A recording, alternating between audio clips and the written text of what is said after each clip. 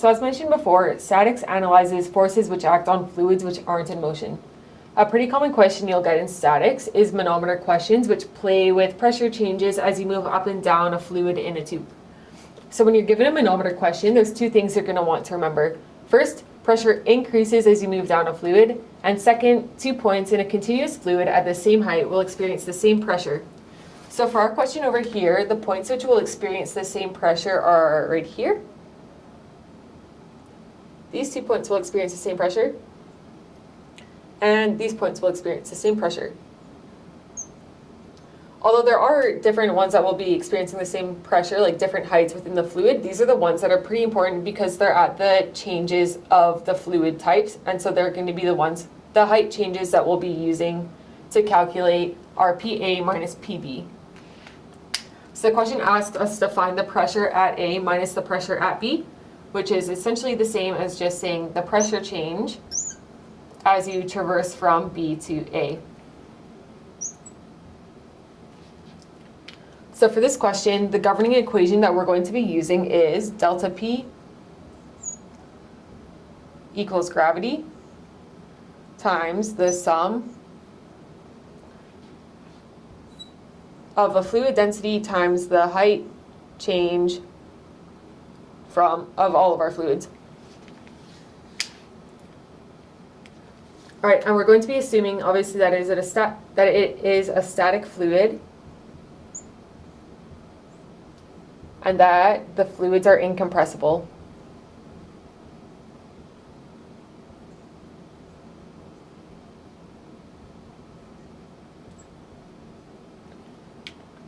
And now to solve this problem, we're going to be starting at point B, and we're just going to be summing the pressure changes all the way as we move through to get to point A using this equation. So delta P, starting at B, we have 8 inches of water going down, and since we are going down, it is a positive, times the density of water times 8 inches.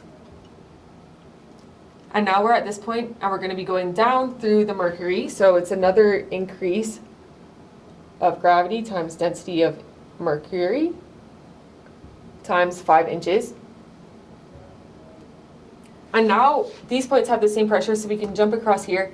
And since we're going up the oil, we are going to be subtracting gravity times the density of oil times 4 inches.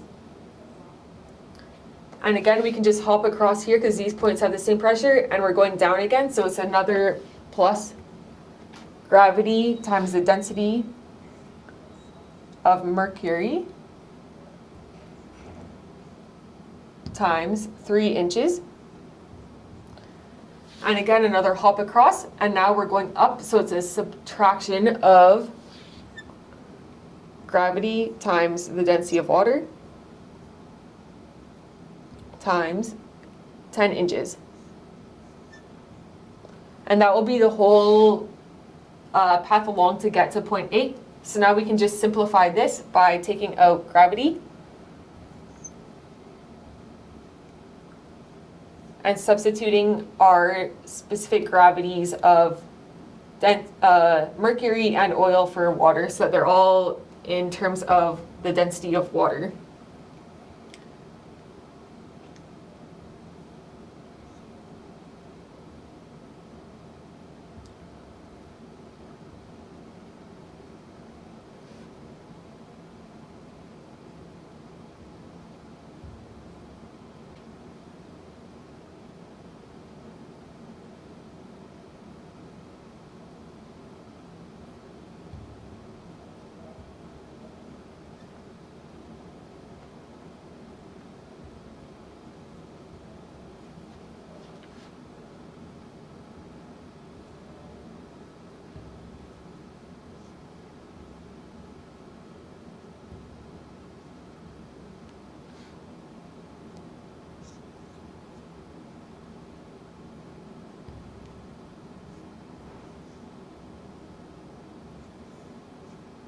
And these little ticks I'm just using as like the unit inches.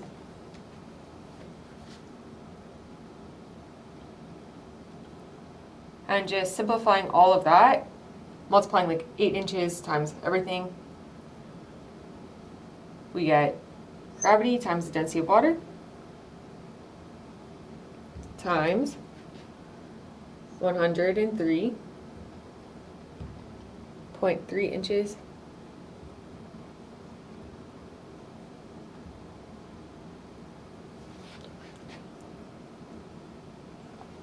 and so finally just plugging in numbers to get delta P.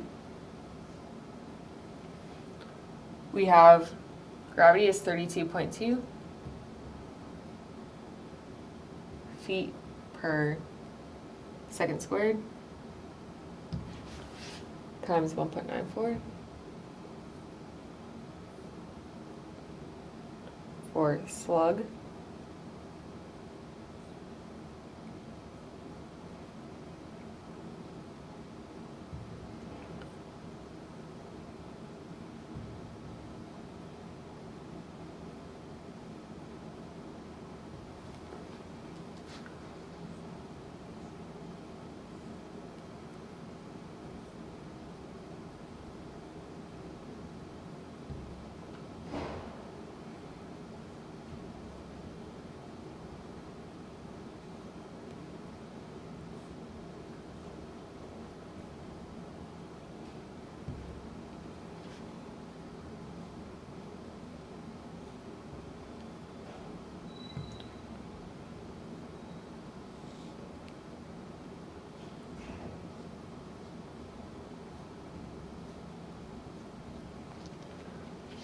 And so finally we get our answer of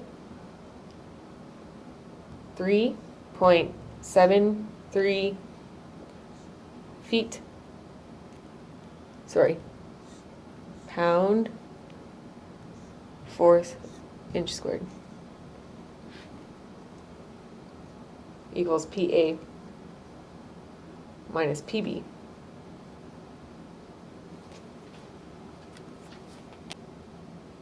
So another key concept in statics is forces acting on submerged bodies.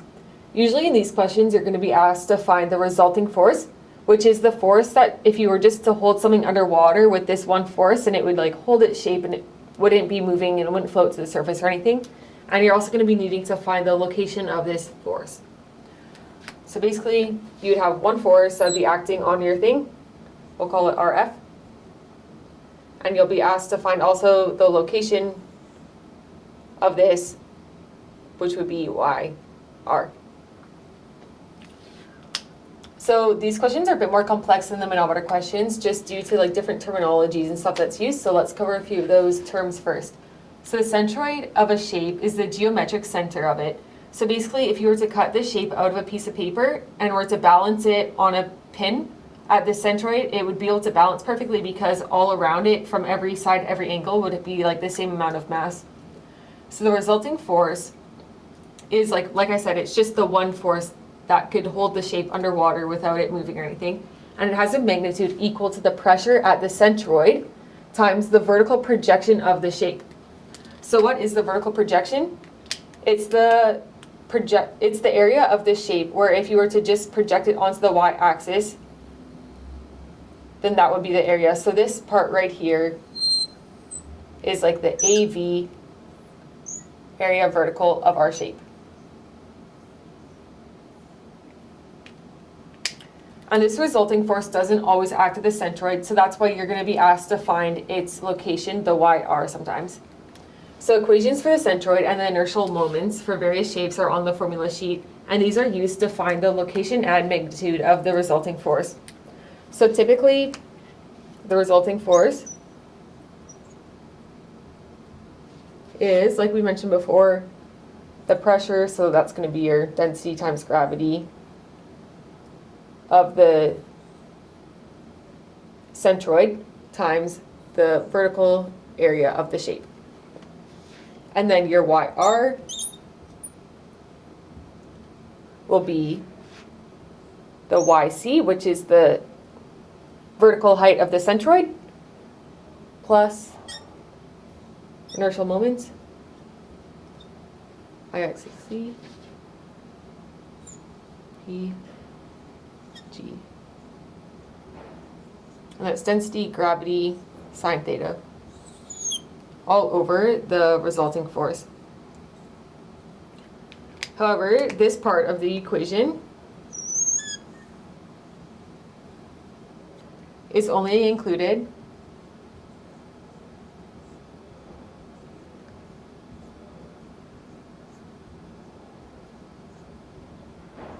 if there's like a pressure above the fluid.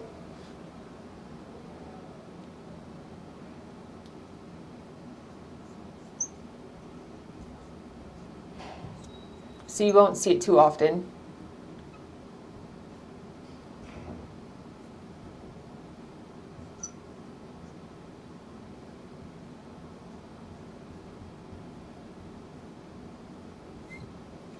All right, and now we'll get into an example problem. So in this question, we're provided with the following information. We have a tank and it's partially filled with a fluid which has a specific weight of 100 pounds force per foot cubed. Now the specific weight is actually equal to its density times gravity, so we'll keep that in mind for later in the question. Also, above the fluid in the tank, there's a pressure of 100 pounds per square foot gauge. One wall of the tank has a gate with dimensions of 2 feet by 3 feet, and it's hinged at the bottom. So in this question, we're asked to find the force which is acting at the top of the gate to keep it closed. So let's begin by looking at the gate and the forces which will be acting on the gate. At the hinge at the bottom, we'll call it A. And what we're asked to find is this force external, which is the force applied to keep the gate closed and keep it balanced from the forces which are going to be acting internally on the gate from the fluid and the internal pressure. So inside the gate, we're going to be having our one resulting force, so RF, and it's going to be acting at our height, YR. So what we need to find right now is the RF and the YR before we can find the force applied. So in this question, we're going to be assuming that the fluid is static and that the fluid is incompressible.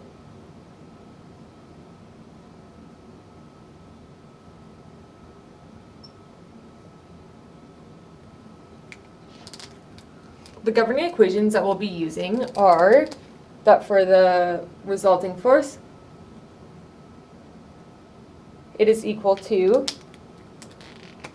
the pressure at the centroid of the wall or the gate times the vertical area of the gate, AV. And then we also know from earlier in the video that the YR acts at the summation of the centroid plus the inertial moment IXXC times rho g sine theta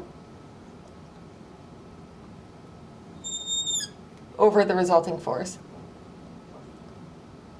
And in this question, since there is a pressure above the fluid in the tank, we're including this part of the formula. Also, from the formula sheet, we know that the y centroid of a rectangle is equal to the height over 2. And the inertial moment IXXC is equal to the base times the height cubed over 12. And again, these are for a rectangle and they are found on your formula sheet. And they will be changing for different geometries.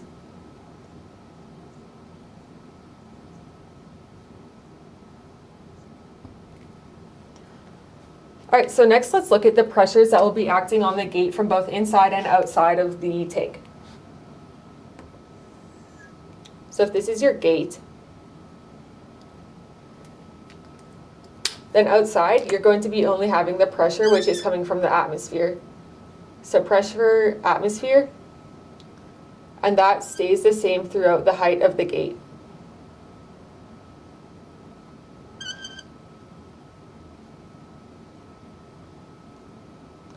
Now, inside the tank, there will also be this same amount of pressure which is coming from the atmosphere. These are all P atmosphere.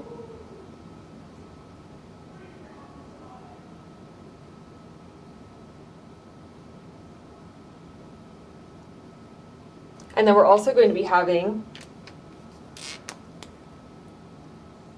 this pressure, which is coming from the gauge pressure in the tank. So let's call it P gauge.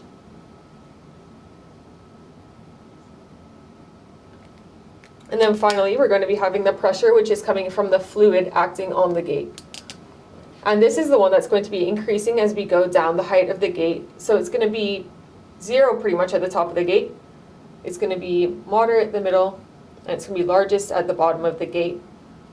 So P fluid. And we know that P fluid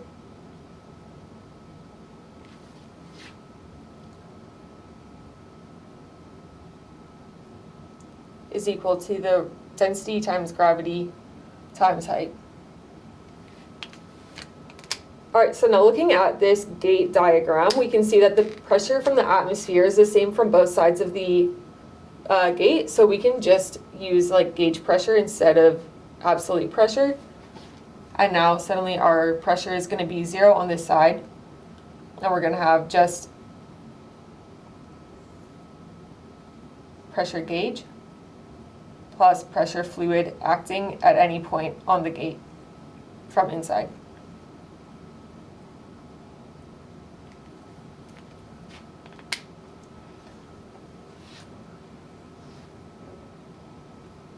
All right, so I think we can start calculating now to find the force, resultant force.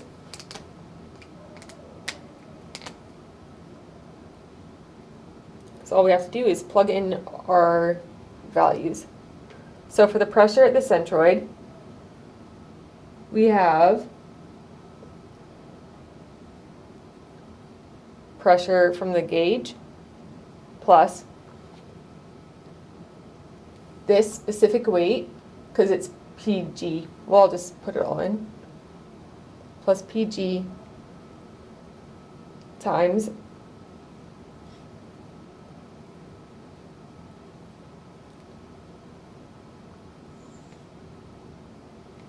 that times the area, vertical area becomes just the base times the height.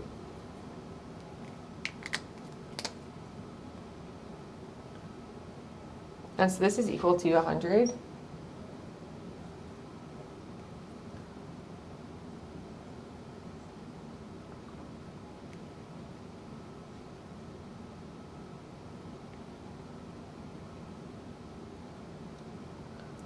plus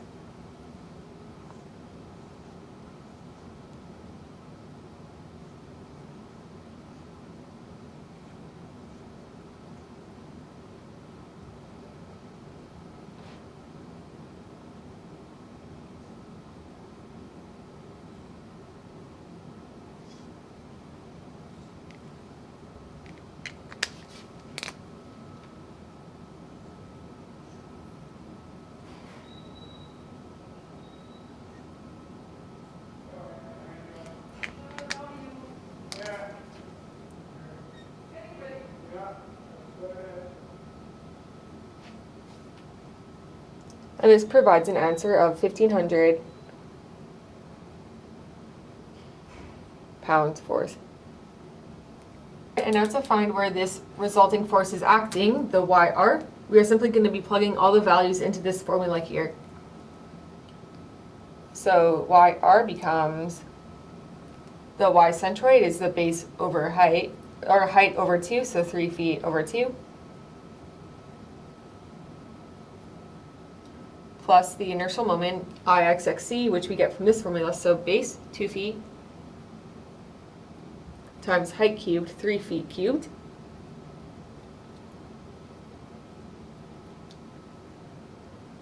over 12,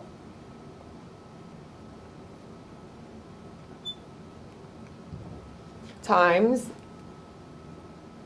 rho g just becomes simply our specific weight, so 100-pound force per foot cubed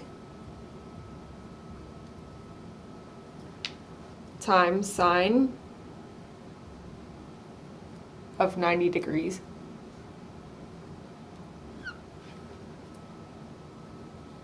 And this is all over our resulting force of 1,500-pound force.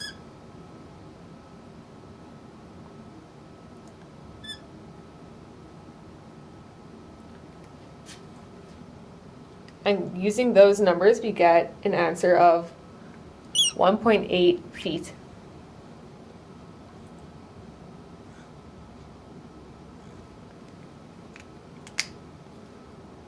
All right, so I'm gonna have to erase some of this stuff before we go on to calculate the rest of the questions. So make sure you get down these numbers.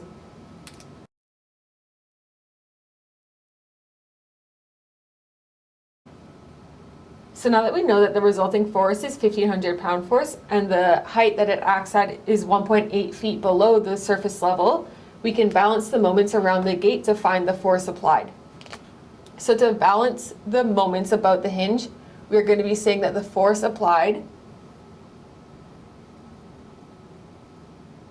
which acts at a distance of, let's call this m, will be equal to the resulting force, which acts at a distance of n. So now force applied equals 1,500 pound force times the height of the gate minus yr, so 3 feet minus 1.8 feet.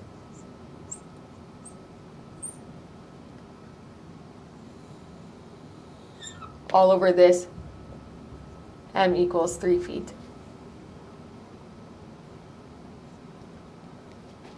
And calculating that, you should get an answer of 1,600-pound force as the resulting. And that's the force that is required to act on the top of the gate to balance the forces that are acting from inside the tank and pushing the gate outwards.